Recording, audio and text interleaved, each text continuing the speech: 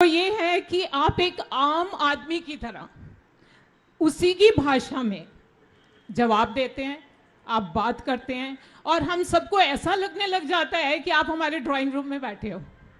RWS को इतना सशक्त कर दे कि हम फ्यूमिगेशन खुद कर सके। एक रेजिडेंट अगर कोई चिट्ठी डीसी के पास भेजेगा तो उसको आंसर मिल जाएगा, बट आरडब्ल्यूए देगी तो वो सीधा डस्टबिन में जाती है। हमारी एमसीडी में आपका पूरा समर्थन सबको मिलेगा, सबका समर्थन पूरा मिलेगा आपको, और ये सारी शिकायतें हमारी दूर हो जाएंगी।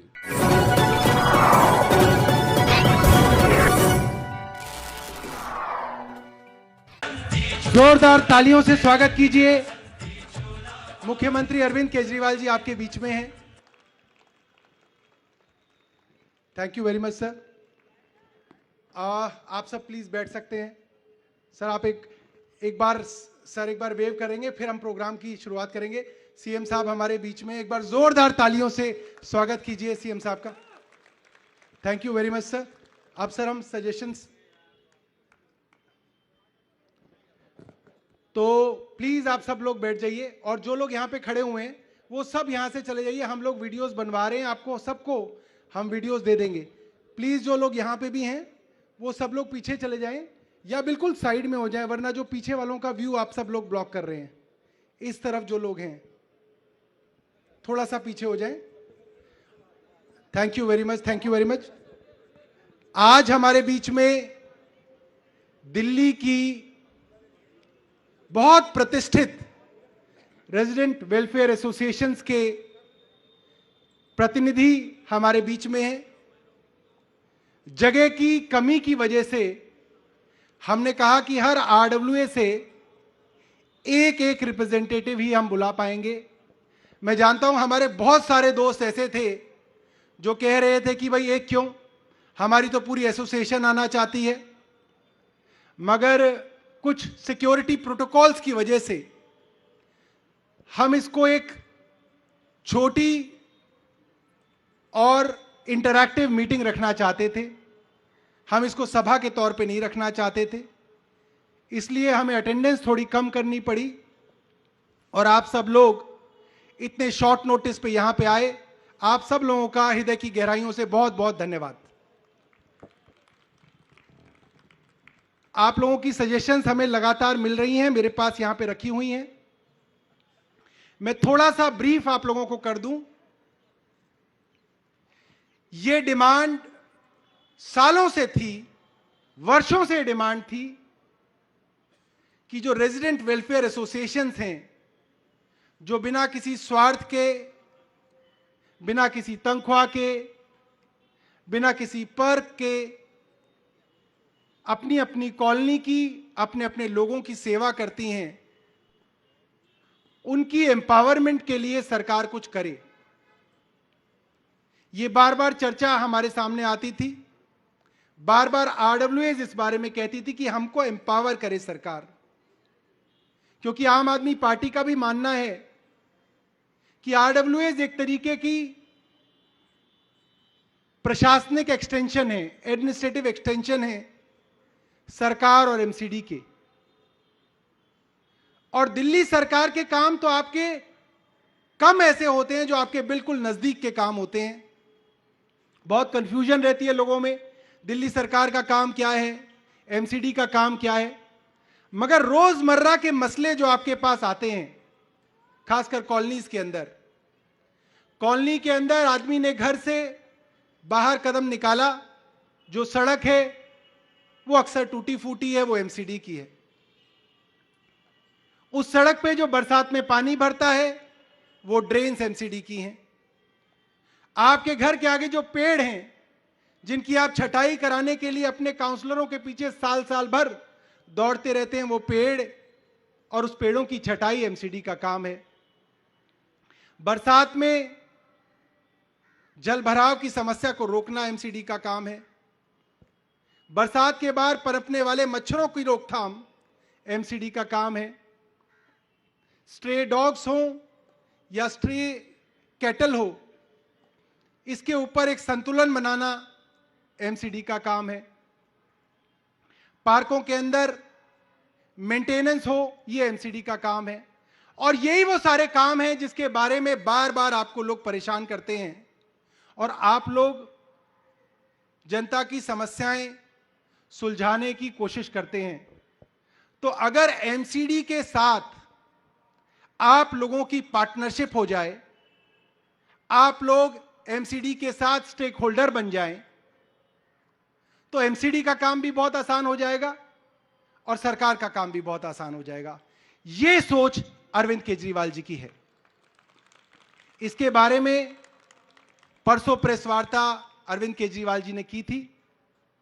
आप लोगों की बहुत सारी सजेशंस मेरे पास व्हाट्सएप के माध्यम से आई। जैसे ही अनाउंसमेंट मुख्यमंत्री जी ने की, व्हाट्सएप ग्रुप स्पेस के ऊपर बहुत डिस्कशन हुई। मतलब मैं रात को 2 बजे तो मैं ही सोता हूं, क्योंकि मैं भी इलेक्शन के अंदर काफी जो है इन चीजों में लगा रहता हूं। मैं रात को 2 बजे सोता हूं, सुबह 7 बजे उठता हूं, तो भी 150-150 मैसेज है उस ग्रुप पे। मैं कहता हूं ये लोग सोते ही नहीं है। और सारे इस बारे में चर्चा हो रही है कि ये कैसे होगा, कब से होगा, कितनी जल्दी हो जाए। तो आज ये मीटिंग इसीलिए रखी गई कि आप जैसे लोगों की सजेशंस जो हैं वो हमारे बीच में आए। सर, मैं आपको बताना चाहता हूं कि यहां पे मालवीय नगर से आरडब्ल्यूए हैं, ग्रीन पार्क से है, सफदरजंग इंक्लेव से है, वसंत कुंज से हैं, पटपड़गंज से हैं, द्वारका से हैं, ग्रेटर कैलाश से हैं, ईस्ट ऑफ कैलाश से हैं, चितरंजन पार्क से हैं, अलकनंदा से हैं, खिड़की एक्सटेंशन से हैं। और हमने एक बराबर मिक्स एंड मैच किया है कि पॉश कॉलोनीज भी हों और सर गांव से भी हैं। गांव में भी हमारे आरडब्ल्यूए, गांव से भी आरडब्ल्यूए हैं, अनऑथराइज्ड कॉलोनी की भी कुछ आरडब्ल्यूएज हैं, अपार्टमेंट्स की आरडब्ल्यूएज हैं, प्लॉटेड कोठियों की आरडब्ल्यूएज हैं। सब तरीके के लोगों का एक मिश्रण बनाने की कोशिश की है। कुछ सजेशंस हमारे सामने आए हैं। माइक, मुझे लगता है किन के पास माइक है? पवन मधोक जी के पास माइक है। और मैं सजेशंस के लिए सर आपकी अनुमति हो तो मैं पहली सजेशन जो है पटपड़गंज से देविंदर जुटला, पॉकेट ई मयूर विहार, ये अपनी सजेशन देंगे।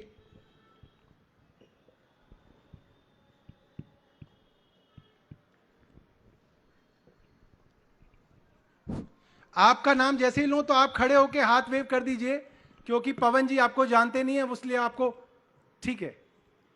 Honourable chief minister Arvind Kejriwal ji, नमस्कार। और मेरे अन्य साथी आरडब्ल्यूए के जितने भी यहाँ उपस्थित हैं, सबको नमस्कार।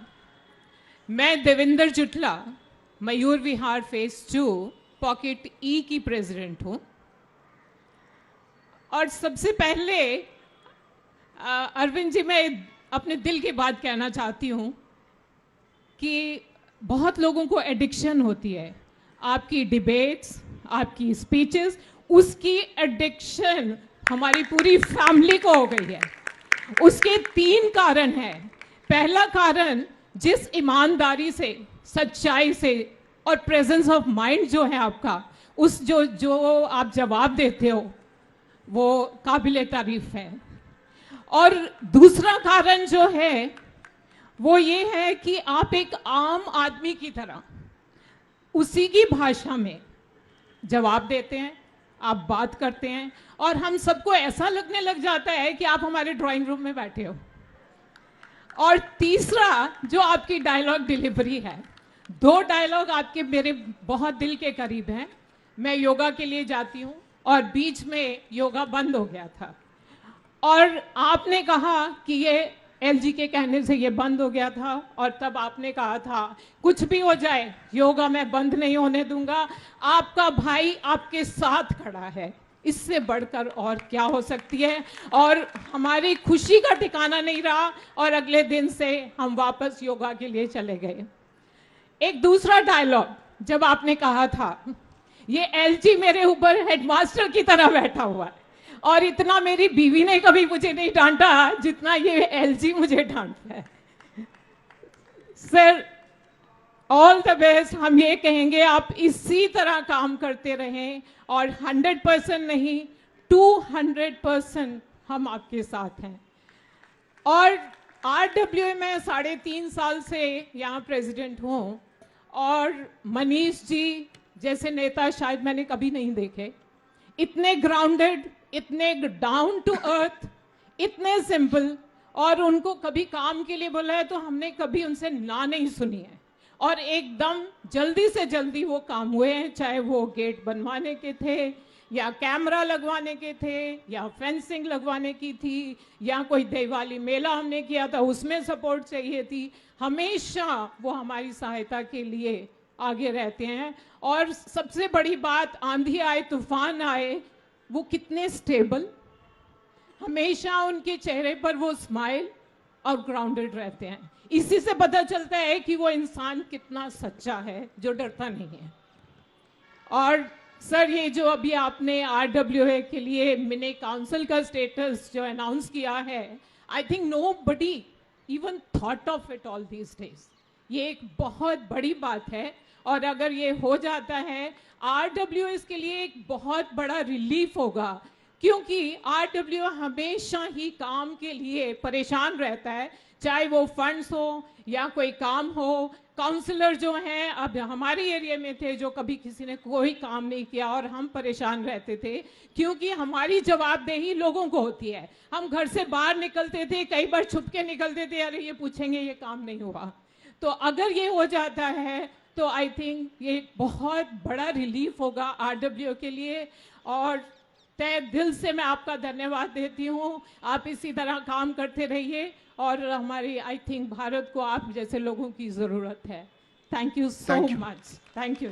Thank you, thank you so much sir. दूसरा सजेशन है कालका जी एक्सटेंशन ब्लॉक 8 से शोभना खन्ना जी हैं, इधर दिख रही हैं यहाँ पे।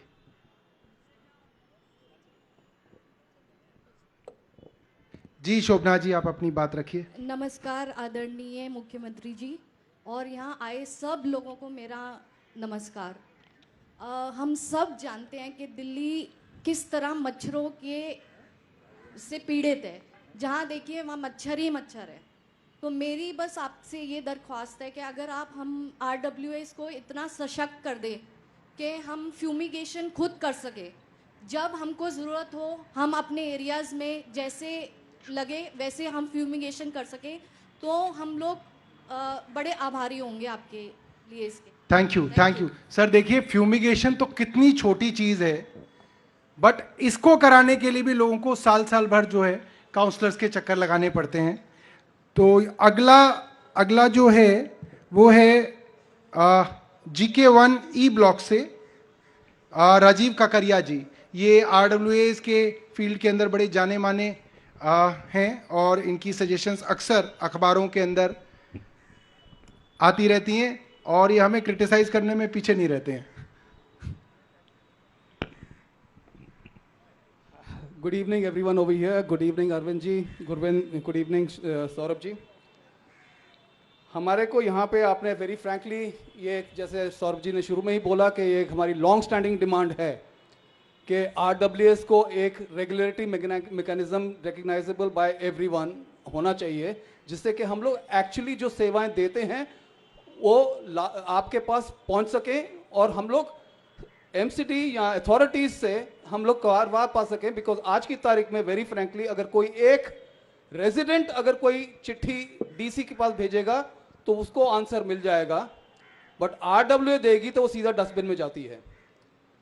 We have to go there multiple times and that's why we want it. And please sir, this will not happen with the kind of Society Act 1860 that we have. So सबसे पहले उसी के ऊपर काम करने की जरूरत पड़ेगी हमारे लोगों को। We've been working a long time. We want to say only the wearer knows where the shoe pinches, and believe me, we are here to address this issue. मेरा इसमें 2-3 सजेशन है। आई एम श्योर बहुत लोगों ने बहुत कुछ बोलना है। मैंने ओरिजिनल जो क्वेश्चन पूछना था वो यहाँ पे मैंने देखा कि बहुत लोग पूछने वाले हैं, तो मैं RWAs को किस तरह से और एम्पावर कर सकते हैं उसमें थ्रू दिस एक्ट होता क्या है कि अगर आप रजिस्ट्रेशन ऑफ सोसाइटी एक्ट में जाएंगे तो कोई भी 5 लोग अपनी कोई RWA खड़ी कर सकते हैं और उसमें वो कोई भी 5 मेंबर बना लें, they can be recognised as an RWA. We want that this should end. The colonies or the RWA should have a proper delineation. उसकी जैसे delimitation of constituency है, wards है, उस तरह से RWA का ये हो जाए और उस एरिया में everyone should be, there should be only one RWA, and within that RWA every single dwelling unit there must compulsorily pay their membership subscription. Problem क्या है कि क्योंकि हमारे पास कोई, वो बोलते हैं जाओ नहीं देते तुम्हारे भाई, हम आपकी सर्विस बंद कर लेंगे. बोलते चौकीदार तो सभी को दे रहे हो, वो चीटी बांटता हो, मेरे घर से भी सामने से निकल जाएगा, सफाई वैसे भी हो रही है. कोई ऐसी सर्विस नहीं है जिसके लिए वो सोचे कि हम लोग पे करना चाहते हैं. We would want these things, there are tons of things and I am sure I don't want to hog it. There are many people who would want to do it, but without a proper act this will again be a stillborn. This is my request to you. Please do something about it. A new act needs to be enacted. Thank you very much. बहुत बहुत धन्यवाद राजीव जी. इसके बाद RWA है sector 18 Dwarka से धीरज कपूर.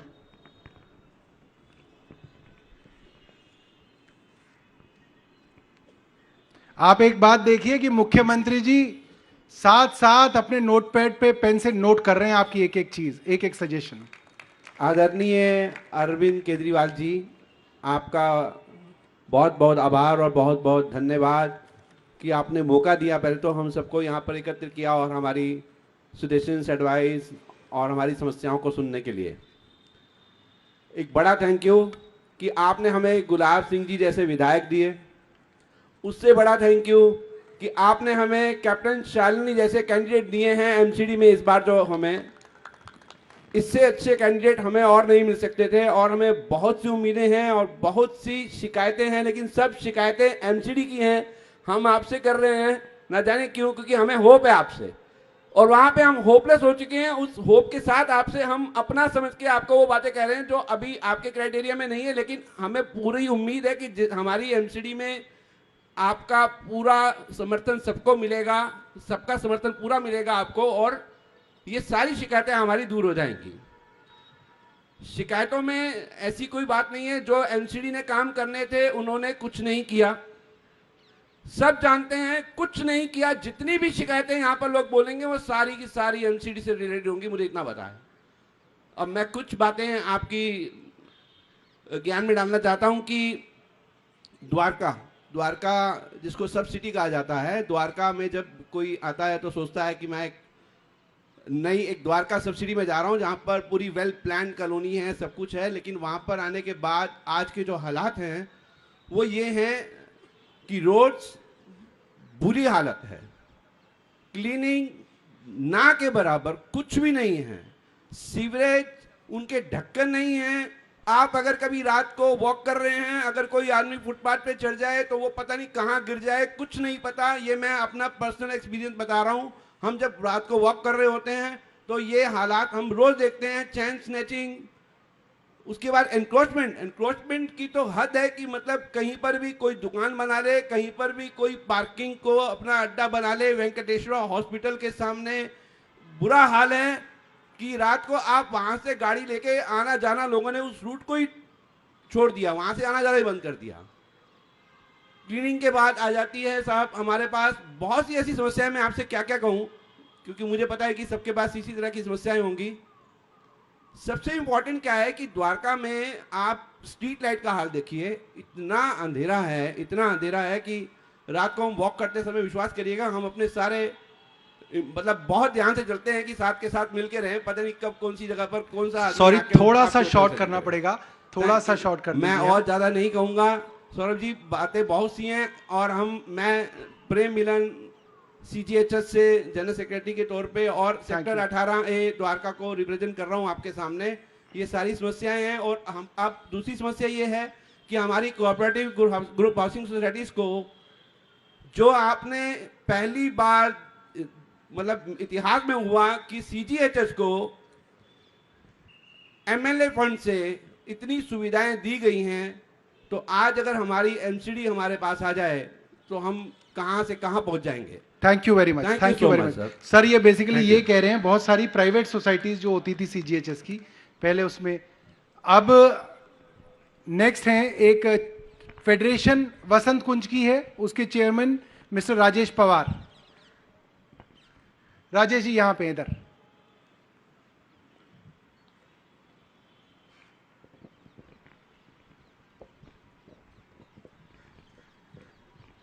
मैं नमस्कार करूंगा अपने आदरणीय सीएम अरविंद जी को और धन्यवाद करूंगा अरविंद जी, आपने एक ऐसा प्लेटफॉर्म दिया जो हम आपसे डायरेक्ट रूबरू होकर बात कर सकते हैं। सर मैं वसंत कुंज फेडरेशन का चेयरमैन हूं, राजेश पवार सर मेरा नाम है, और मैं 41 आरडब्ल्यूएस की एपेक्स बॉडी है वसंत कुंज की फेडरेशन, मैं उसको रिप्रेजेंट करता हूं।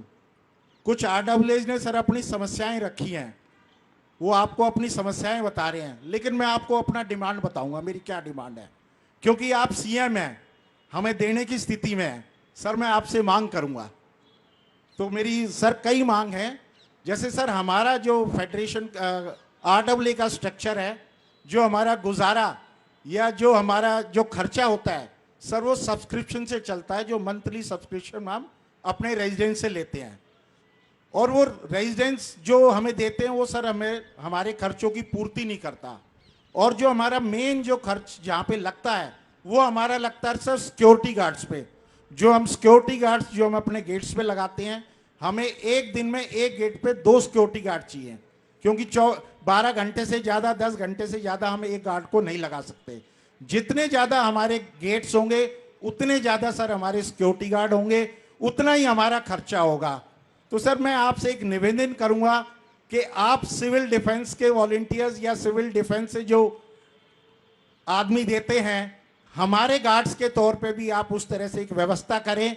अगर जो आप हमें सिविल डिफेंस के volunteers as a guard deploy कर देंगे तो सर हमारा जो मेजर पार्ट जो हमारे खर्चा जो एम्प्लॉय करते हैं वो हमारा बहुत कम हो जाएगा और आरडब्ल्यूए को बहुत उससे सुविधा मिलेगी।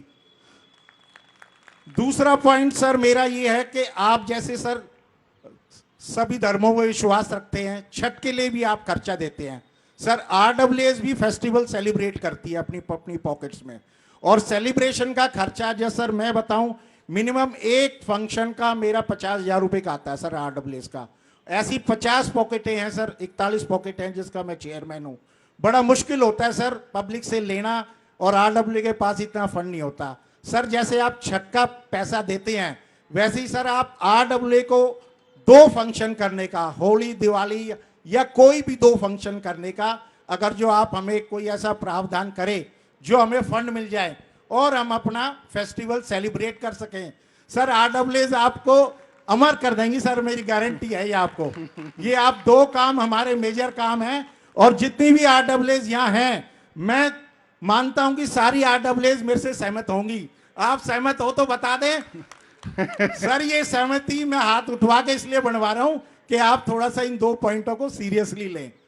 सर तीसरा पॉइंट ये है कि जैसे मैंने बताया हम सब्सक्रिप्शन कलेक्ट करते हैं, लेकिन हमारे काफ़ी 10 से 20% जो रेजिडेंट है वो डिफॉल्टर भी होते हैं। मेरे को कहना नहीं चाहिए, मेरे रेजिडेंट है वो। तो कोई भी ऐसा कानून या कोई भी एक लीगल टैग हमें दिया जाए आरडब्ल्यूएस को, जिससे कि हमें वो कलेक्शन में आसानी हो जाए और हमारी रिकवरी हो जाए, डिफॉल्टर्स ना हो। डिफॉल्टर्स होने से सर आपस में रेजिडेंट के और आरडब्ल्यूएस के रिलेशन भी कई बार खराब हो जाते हैं। जी मिस्टर पवार, आपकी पर्ची मेरे को दिख रही है और मुझे इशारा हो रहा है कि काफी बड़ा पर्चा है आपका। सर तो मेरी मांग भी ऐसी है जो सब सहमत होंगे। जी आप लास्ट एक बता दो, क्योंकि थोड़े से समय की दिक्कत है। सर मैं जल्दी वाइंड अप करूंगा। सर आरडब्ल्यूए चलाने के लिए हमें फर्नीचर भी चाहिए। आरडब्ल्यूए चलाने के लिए एज अ प्रोफेशनल सर हम आरडब्ल्यूए चलाते हैं वसंत कुंज में, हमें फर्नीचर भी चाहिए, हमें कंप्यूटर भी चाहिए।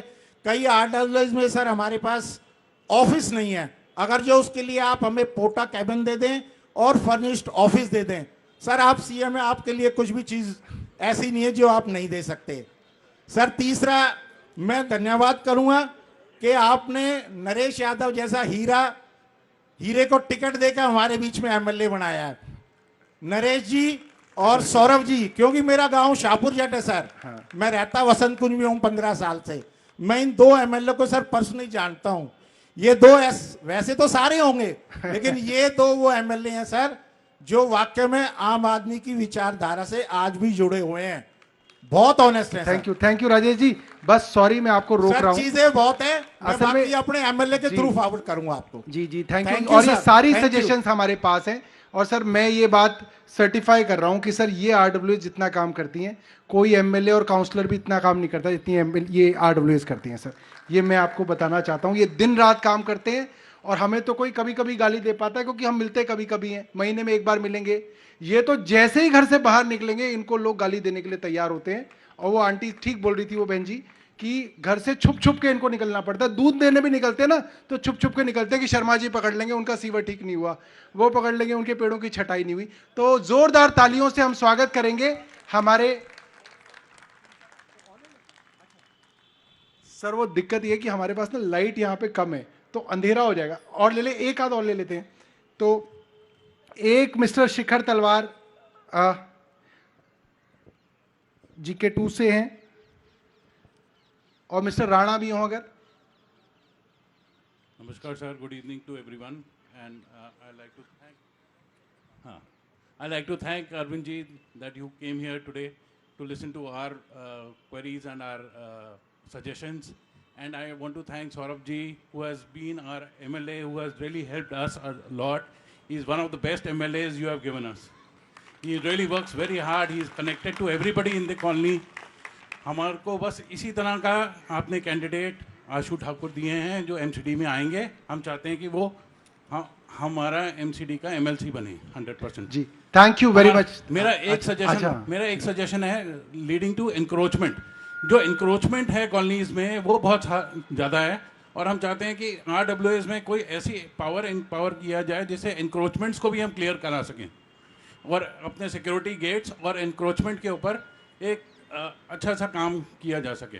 बिल्कुल, वो वेंडिंग जोन्स के अंदर मुझे लगता है कि सर आरडब्ल्यूएस की भूमिका को बढ़ा सकते हैं तो एक अच्छा जो है वो मैकेनिज्म बन सकता है जिससे बैलेंसिंग हो जाए। अब मैं आपके बीच में आमंत्रित करूंगा स्टेज पे माइक पे आए हमारे मुख्यमंत्री जो हर दिल की धड़कन है। शानदार तालियों से स्वागत कीजिए अरविंद केजरीवाल जी का।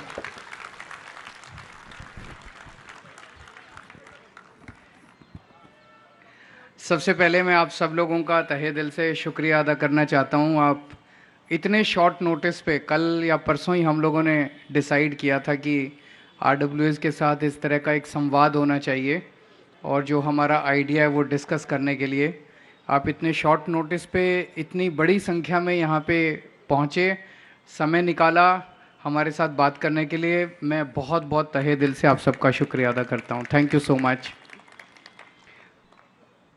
मैं हमेशा से जब राजनीति में नहीं भी आया था, हमेशा से मैं इस बात का बिलीव करता था कि जब तक गवर्नेंस को डिसेंट्रलाइज नहीं किया जाएगा, जब तक सारे डिसीशंस सेक्रेटेरिएट में होंगे और अफसरों के दफ्तरों में होंगे, तब तक गवर्नेंस कभी भी सक्सेसफुल नहीं हो सकती।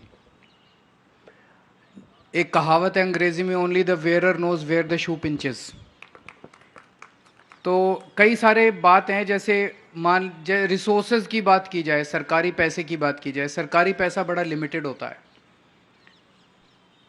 अब एक तो है, हम कई बार देखते हैं कि हमारे घर के सामने की सड़क है, उस सड़क का फुटपाथ है, वो फुटपाथ साल में 3 बार तोड़ के बना दिया इन्होंने।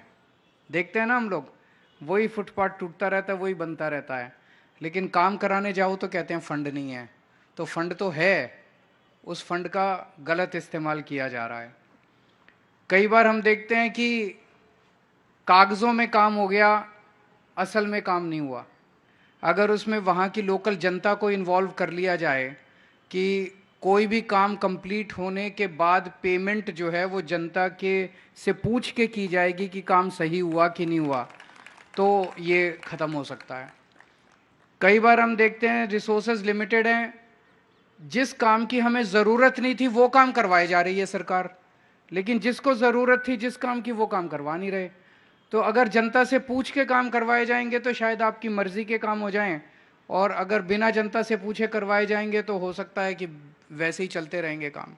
तो इन सारी चीज़ों को देखते हुए हम हमेशा सोचते थे, ये हमारी पार्टी की फिलॉसफी भी थी बहुत टाइम से, कि गवर्नेंस जो है वो उसमें जनता की सीधी भागीदारी होनी चाहिए, कम से कम उन मुद्दों पे तो होनी चाहिए जो उस एरिया की जनता से डायरेक्टली अफेक्ट करते हैं।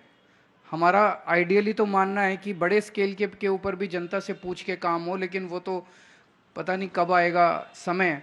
लेकिन आपकी अपने घर के सामने की, आपके इलाके की, लोकेलिटी की जितनी भी समस्याएं हैं, उन समस्याओं पे आप सीधे खुद डिसीजन ले सकें और खुद उसको इम्प्लीमेंट कर सकें बिना किसी से पूछे हुए, बिना किसी की अप्रूवल के। ऐसा सिस्टम हम लोग लाना चाहते थे। अब एमसीडी के अंदर चुनाव आ रहे हैं और जैसा लग रहा है कि एमसीडी भी अब आम आदमी पार्टी के पास आनी चाहिए, ऐसा माहौल तो है, और अच्छे बहुमत से आनी चाहिए। तो अब इसको हम लागू करना चाहते हैं, क्योंकि दिल्ली सरकार यहाँ पे थी। दिल्ली सरकार के ज़रिए हमने कोशिश की कि एक मोहल्ला सभा कानून बनाया जाए, जिसमें पूरे दिल्ली को, आतिशी मैडम जो हैं उन्होंने पूरे दिल्ली को 3,500 मोहल्लों में बांटा और कोशिश की हमने, लेकिन एमसीडी की एक्टिव पार्टिसिपेशन के बिना वो पॉसिबल नहीं था। और एमसीडी में अभी तक बीजेपी थी, उनसे एक्सपेक्ट करना किसी तरह का कोऑपरेशन नामुमकिन था। तो वो शुरू में हमने कोशिश की, लेकिन वो ठंडे बस्ते में चला गया। लेकिन अब हमारा मानना है कि आरडब्ल्यूएस को हम एक्टिवली इस पूरे काम में इन्वॉल्व करें। आरडब्ल्यूएस, जैसा अभी सौरभ भी बता रहे थे, आप सब लोग बता रहे थे, बहुत ज़्यादा जनता के करीब रहते हैं और सबसे ज़्यादा काम भी आप लोग करते हैं और सबसे ज़्यादा गाली भी आप लोग खाते हैं। जैसा देवेंद्र जुटला मैडम जी कह रही थी कि घर से बाहर निकलते हैं तो छुप छुप के निकलना पड़ता है। तो खासकर कोरोना के टाइम में मैंने देखा था, कोरोना के टाइम में बहुत सारी आरडब्ल्यूएस थी जिन्होंने बहुत शानदार काम।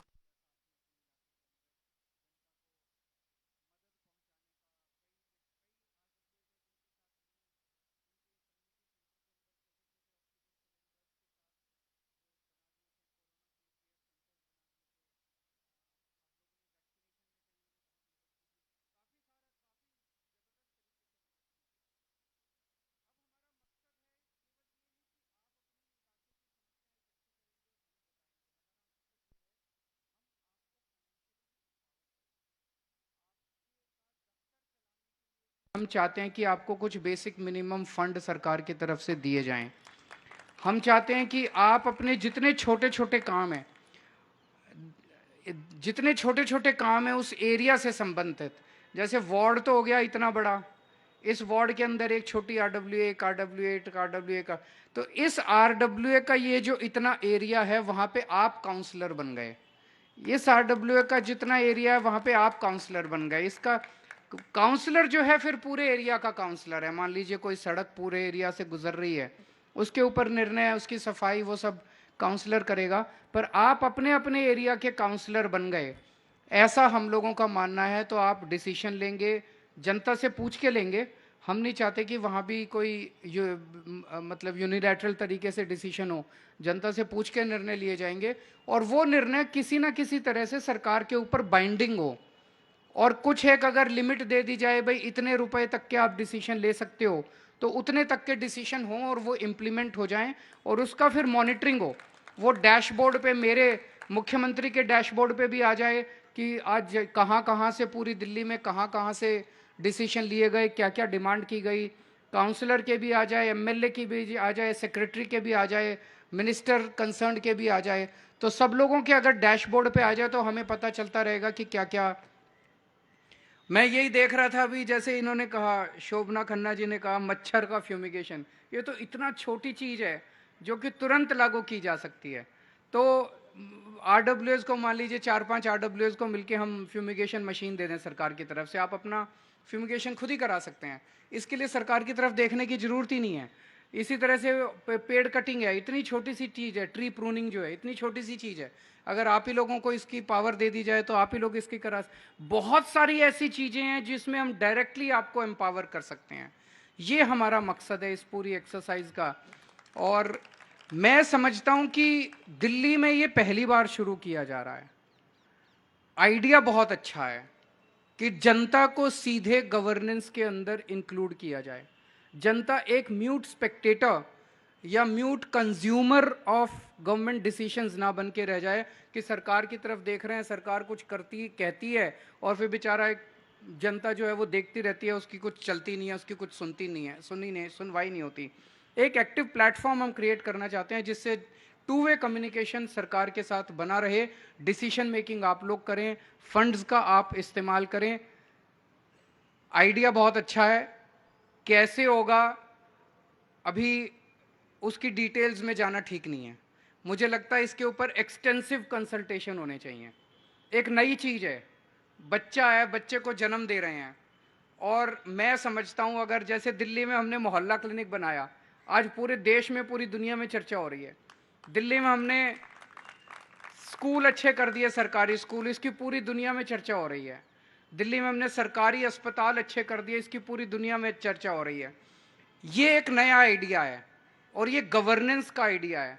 और मैं आपको बता रहा हूं कि अगर हम दिल्ली के अंदर जनता की सीधी गवर्नेंस में भागीदारी का मॉडल क्रिएट करने में सक्सेसफुल हो गए, ये पूरे देश नहीं पूरी दुनिया को गवर्नेंस का एक नया सिस्टम देगी कि किस तरह से जनता को सीधे इंक्लूड किया जा सकता है। तो हमारा सपना बहुत बड़ा है और मैं समझता हूँ आप इम्पेशेंट भी होंगे सरकार बनते ही, लेकिन इसको बड़े अच्छे से बहुत एक्सटेंसिव कंसल्टेशंस करके इसको बड़े अच्छे से प्लान करेंगे और छोटे छोटे बेबी स्टेप्स के अंदर करेंगे। थोड़ी पावर देंगे, फिर और थोड़ी पावर देंगे, फिर और थोड़ी पावर देंगे, और जो गलतियां होंगी उन गलतियों को सुधार करते जाएंगे, धीरे धीरे उनको सुधार करते जाएंगे।